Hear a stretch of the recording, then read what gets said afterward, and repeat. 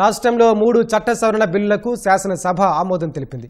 Private విశ్వవిద్యాలయాల చట్ట సవరణ సందర్భంగా జరిగిన చర్చలో తెలుగు ప్రాధాన్యంపై పలువురు ఎమ్మెల్యేలు ఆవేదన వ్యక్తం చేశారు. దీనికి తగిన ప్రాధాన్యం ఇచ్చే విధంగా ప్రభుత్వ చర్యలు ఉండాలని కోరారు. ఈ అంశాలను ఖచ్చితంగా పరిగణలోకి తీసుకుంటామన్న మంత్రి లోకేష్ తాము మాతృభాషకు ప్రాధాన్యమిస్తున్నామని వివరించారు. రాష్ట్రంలో అవయవాల దానం ప్రోత్సహించేందుకు దగ్గర బంధువుల నుంచి అవయవ మార్పిడి కోసం అనుమతులు ఇచ్చేందుకు వీలుగా చట్ట సవరణలు ప్రతిపాదించామని వైద్యారోగ్య శాఖ మంత్రి చెప్పారు. దీనివల్ల అవయవ దానం కోసం వేచి చూస్తున్న వారి జాబితాను తగ్గించి వారికి కొత్త జీవనాన్ని ఇచ్చేందుకు తోడ్పడుతుందని వివరించారు.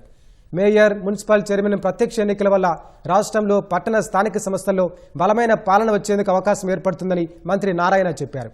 ఆ లక్ష్యంతోనే చట్ట సవరణ ప్రతిపాదించామన్నారు. 3 బిల్లులు శాసనసభ ఆమోదాన్ని పొందాయి. ఈ డైరెక్ట్ ఎలక్షన్స్ పెట్టడంలో అనేక లాభాలు ఉన్నాయనే దాంతో చేయడం జరిగింది. ముఖ్యంగా స్ట్రాంగ్ పబ్లిక్ మ్యాండేట్ ఉంటుందని, డైరెక్ట్ మేయర్ అయినా డైరెక్ట్ చైర్పర్సన్ అయినా, అదేవిధంగా గ్రేటర్ అకౌంటబిలిటీ ఉంటుందని, అదేవిధంగా మేయర్ గానీ చైర్పర్సన్ గానీ ఎలక్షన్ కౌన్సిలర్స్ అదేవిధంగా కార్పొరేటర్స్ సెలెక్ట్ చేసుకోరు కాబట్టి డైరెక్ట్ ఎలక్షన్ కాబట్టి వాళ్ళ ఇన్ఫ్లుయెన్స్ ఉండదనేది మెయిన్ అధ్యక్ష. అదేవిధంగా డెసిషన్స్ తీసుకోవడంలో ఫాస్ట్ గా తీసుకోవటానికి ఉంటుంది.